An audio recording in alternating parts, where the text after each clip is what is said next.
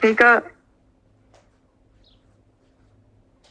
개인적으로 그 사명을 받아들이는 데는 그게 문제가 안 됐는데, 이제 앞으로 백성 앞에 나서야 된다. 그럴 때는 이제 그게 문제가 되잖아요. 왜 그럴까요? 그냥 백성들에게 영향을 많이 주겠죠, 아무래도. 뭐 모세도 안 했는데 뭐 나도 안 해도 상관없겠다 하는 그런 마음을 심어주면 하나님께서 하나님 백성과 그 이스라엘 백성과 그 할례를 통해서 내 백성 그거를 하셨었는데 그게 하나님 말씀이 무시돼 버릴 수 있는 그런 요건이 되지 않을까. 그래서 그게 필요하지 않았을까 생각이 되네요. 그러니까 같은 사건의 내 입장이 달라질 때, 저기 보면은 그 국가의 무슨 장관직 그런 거 임명하기 전에 청문회를 하잖아요. 그렇지. 여기 대법관 한 사람은 아마 대법관이었을 거예요. 그거 임명하는 그거에 그 사람이 고등학교 때인가 한 여자가 나서가지고 그 사람이 그 고등학교 때 자신에게 성추행을 했던지 어떤 게 있었어요. 그래서 그걸 들어서 얘기했을 때 그게 통과가 안 되더라고요. 네, 그렇게 뭔가 우리가 바로 잡아야 할 거. 그게 한 개인으로 살 때와 공인으로 살 때의 차이. 그런 거를 보여주네요. 하긴 그렇잖아요. 바울도 너희가 만일 선생이 되지 말라고. 그리고 집사 장로가 될 때는 이런 사람이 되어야 한다. 그런 어떤 뚜렷한 저게 있잖아요. 규정, 제약. 그런 것들이 사회 질서, 교회라는 사회의 질서를 유지하고 도덕성을 유지하고 어떤 표준을 유지하는데 필요한 것. 네, 그들이 천사가 그 전에 나와서 좋게 얘기해 줄 수도 있었고, 근데 아마 마음 이렇게 뒤편에 어디 한 구석에는 그게 늘 이렇게 표면에 드러내놓지는 않았지만 퀘스천으로 좀 찜찜한 부분으로 남아 있었던 것 같아요. 그런데 그게 이제 천사의 등장으로 표면화됐죠. 그리고 그것이 부인에게 강제로라도 억지로라도 해야 할 긴박감을 주잖아요. 그래서 그렇게 극적인 사건을 통해서 그걸 바로 잡으시는. 근데 그 사건에 그러니까는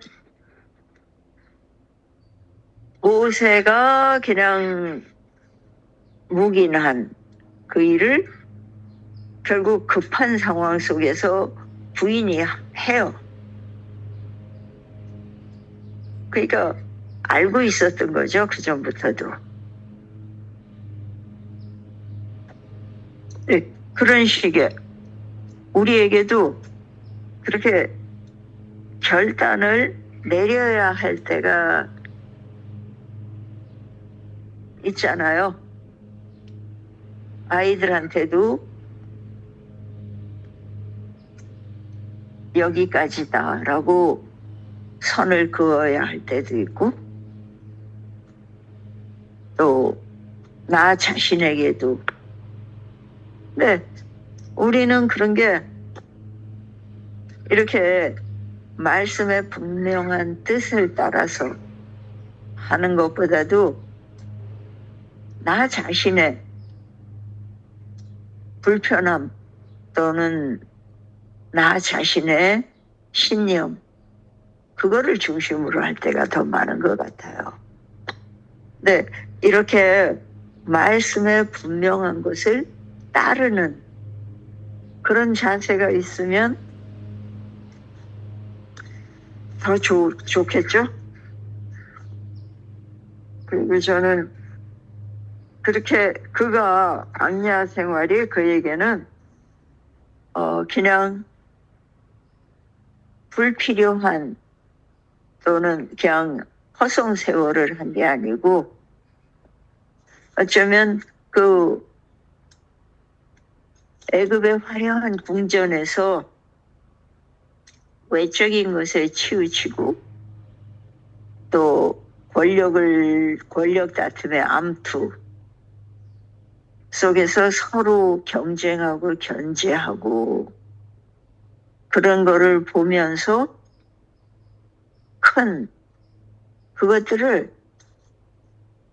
그냥 자연과의 조화라는 거를, 그러니까는 궁전에서의 생활이 인위적이었고 겉보기에는 화려했지만 어두운 그늘이 막 큰 그런 거를 본 것에 비해서 광야는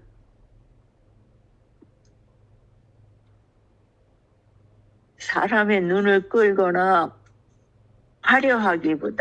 화려하거나 뭐 편리하기보다는 정반대로 하나에서 10까지 내 손으로 해야 되고, 또 그 황량한 바다 위에서는 인간의 그 허세가, 권력이, 지식이 참 아무 의미 없잖아요. 그가 그때까지 알던 나라는 것에서 그게 그냥 하루아침에 무너져 버렸어요. 그가 쫓기는 몸으로 애굽을 떠나고, 그러니까 국경이 닫히기 전에 그는 국경을 넘어야 했단 말이에요. 그러니까 얼마나 급하게 도망했겠어요. 그리고 그곳에서는 모세라는 이름이 아무 의미가 없었어요. 그냥 한 사람의 나그네. 뿌리도 없고 뭐 부족도 없고 참 외로운 나그네로 그렇게 시작하는, 그때부터는 왕자도 아니었고 그에게 아무 힘이 없었어요. 오히려 그가 누구였다는 게 나타나면 자기의 목숨이 위험한, 그래서 더더욱 무명인으로 살아야 했어요. 안 그러면 노출될 수 있잖아요. 네, 그렇게 살면서 그냥 양치기로서의 위장 생활, 그게 그의 생명을 부지할 수 있게 해주고, 또 그런 자가 그 허상에서 또 그 세상의 화려함에서 벗어난 것으로 자신을 진짜 있는 그대로 볼 수 있는 그러한 안목도 생기고, 또 사람이 성령의 음성을 들을 수 있는 때가요, 세상에서 잘 나갈 때가 아니에요. 실패하고 무너졌을 때. 인간은 자부심, 자만이라는 자기 확신, 그런 게 강해서 그 말을 못 들어요. 성령의 그 작은 음성에 귀 기울일 수 없어요.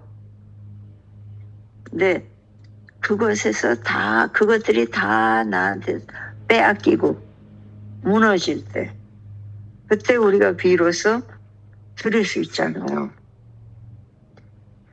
그리고 그런 걸 통해서 진짜 내가 되는, 어쩌면 처음부터. 그런데요, 또 신기한 거는 모세가 그때 그 몸에 익힌 카리스마?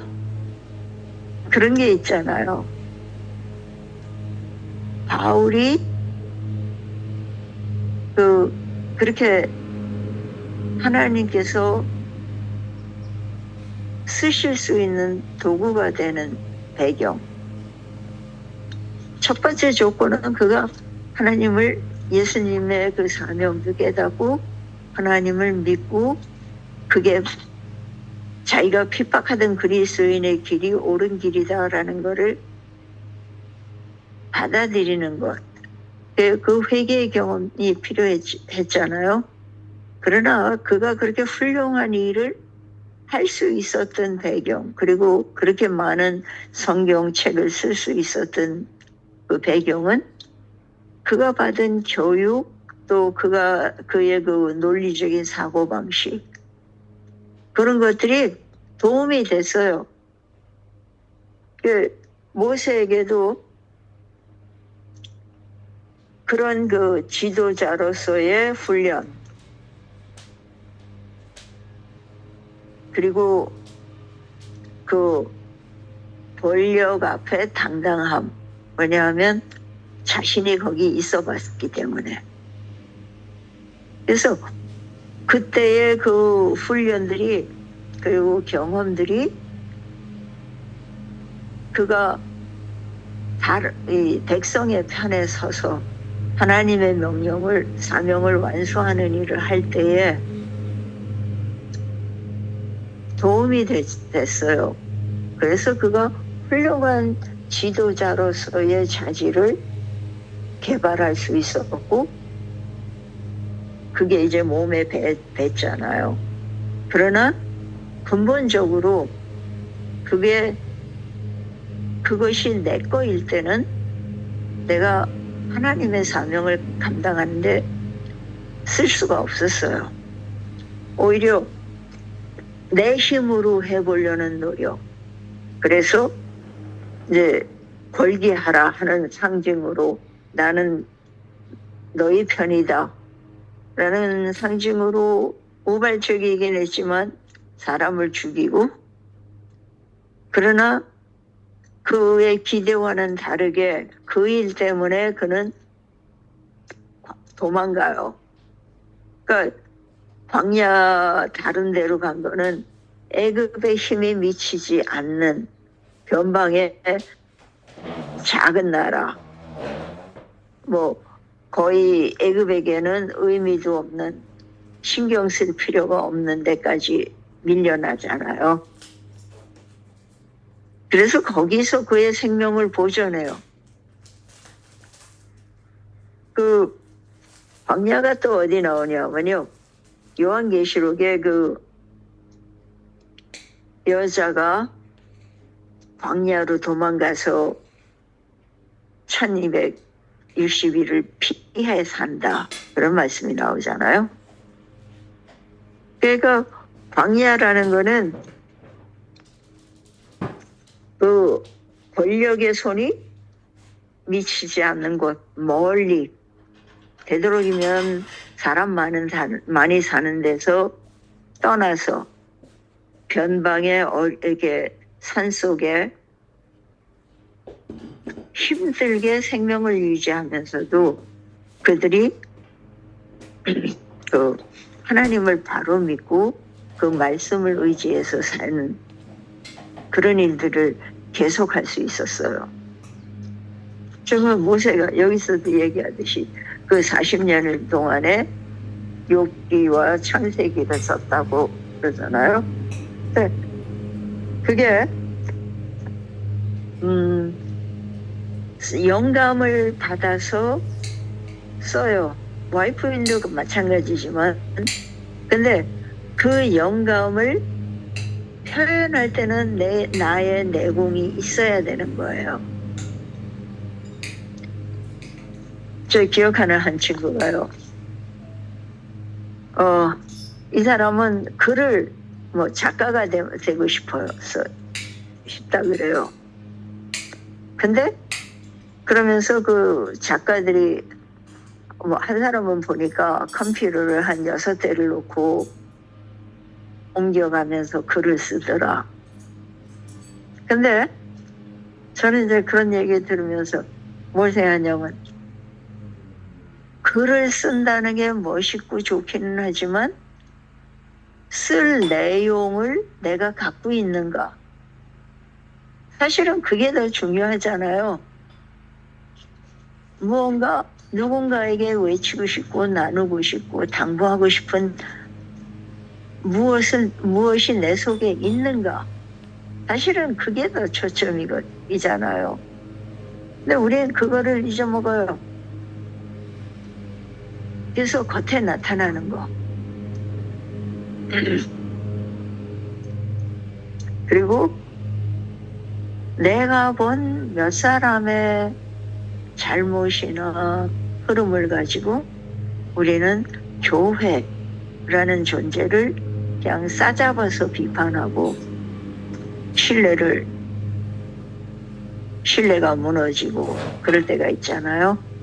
근데 우리가 구별해야 될 게 있어요. 여기서 그 사명, 목적의식, 정말 하나님께 순종하는 마음, 내가 받은 거를 전해야 할 내용이 있는 거예요. 만약에 모세가 그 전에라도 애굽에 갈 수 있었을 거예요. 그렇잖아요? 근데 그는 갈 필요를 안 느낀 거예요. 그 자기 삶에 익숙해졌고, 물론 그 절망감, 포기하고 무명인으로 살아가기까지의 그의 고뇌, 그거를 받아들이고 사는 것, 그거에서 또 그 나름의 용기가 필요하고 결단이 필요하죠. 그러나 또 역시 되돌아가는 데에도, 그러니까 둘 다 목숨을 걸어야 돼요. 하나님의 능력을 의지해서 돌아가지만 그것도 역시 목숨 걸고 가는 일이잖아요.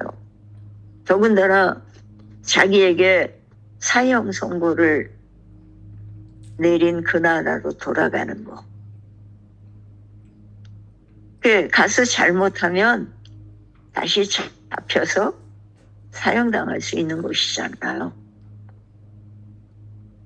근데 그곳으로 제 발로 걸어가서 그들이 무시하는 하나님의 이름으로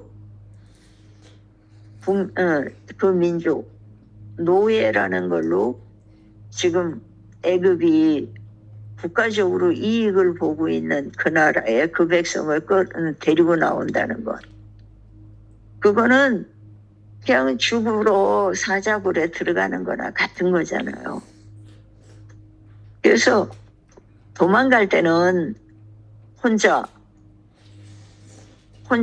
자기 죄 짓고 살아남을 수 있었어요.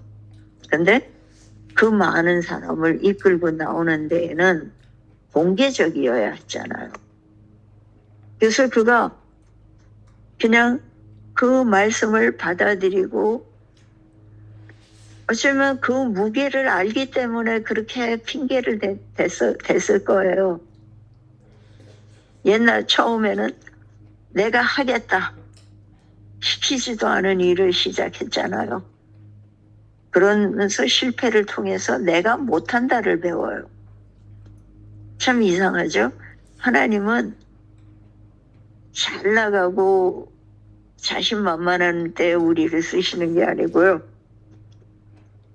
오히려 아무것도 할 수 없는 무능한 상태가 된 우리도 쓰시는, 아니 그래야만 하나님 손에 들린 도구로 하나님 뜻대로 쓰임을 받을 수가 있죠.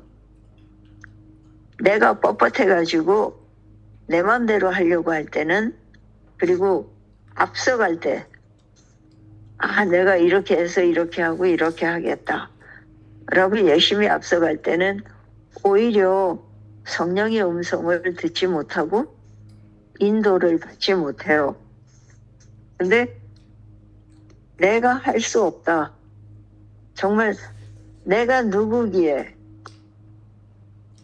이게 몰라서 묻는 질문 아니잖아요.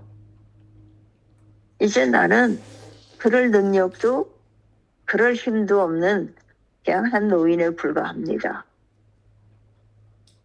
그러니까 어쩌면 더 젊고 더 능력 있고 더 패기가 있는 어떤 다른 사람을 보내십시오. 그가 그게 그 무게, 그 책임의 무게를 알았던 거예요. 실패한 경험까지도 포함해서. 그러면서 그 백성들이 그 무게를 다시 짊어지는 것을 원하지 않았어요. 그랬다고 해서 그가 애국심이 사라진 것도 아니고 하나님의 뜻을 이룬다는 그거를 포기한 것도 아니었어요. 다만 너무 그거를 이제 제대로 이해한 거예요. 전에는 젊은 패기로 내가 할 수 있어 라고 했던 것에 비기면 내가 못합니다 라고 하는 그 자세가 오히려 하나님께서 하나님 뜻대로 쓰시기에 가장 좋은 상태로 다듬어진 거라는 생각이 들어요. 우리도 내 형편이 어떠하든지 또 내 자세가 어떠하든지 성령께서 우리 마음에 말씀하실 때 따를 수 있는 그러한 겸허함. 제가 성령의 음성에 거절한 것으로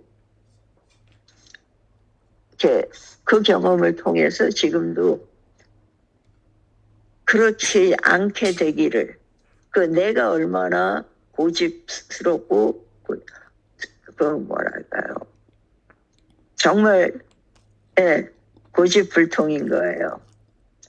근데 그런 나를 내가 의식하지 못할 때는 내가 참 잘한다고, 똑똑하다고, 사리 판단하고 그런 식으로 포장했었을 거예요. 근데 지금은 나도 그럴 수 있구나. 그러니까 나도 그런 잘못을 할 수 있는, 그래서 더 조심스러워지더라고요. 근데 이 모세의 경험이 참 우리 모두의 경험이라고 생각하면 영향력이나 크기 또 사명 자체도 다르지만 우리의 작은 한 부분, 내가 속한 집, 사회, 교회, 친구가 아는 사람들 관계 그런 것 속에서 이분이 가졌던 그러한 결단, 그러한 자세, 그리고 흔들림 없이 따르는 그러한 마음으로 우리가 그렇게 성령에게 인도되고 쓰임받는 그러한 우리 모두가 되기를 기도드려요. 감사합니다.